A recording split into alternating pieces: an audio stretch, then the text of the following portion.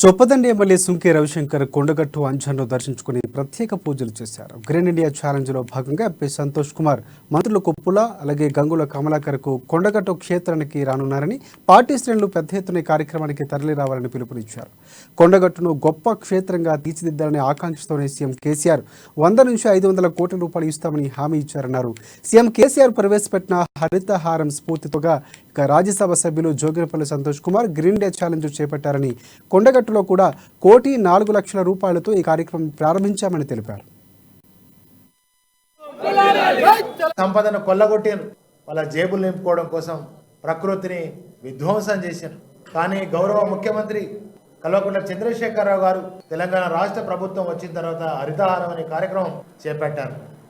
గతంలో చెట్లు నాటినట్టు ఫోటోలు దిగేది, పేపర్ల ఫోటో వచ్చేది, తెల్లారి ఆ మొక్కలు ఉండకపోయేది. ఆ ఫోటోలు దిగడం కోసం మంత్రులు, ఎమ్మెల్యేలు, ప్రజాప్రతినిధులు ఫోటోలకే ఆనాడు మొక్కలు పరిమితం అయ్యేది.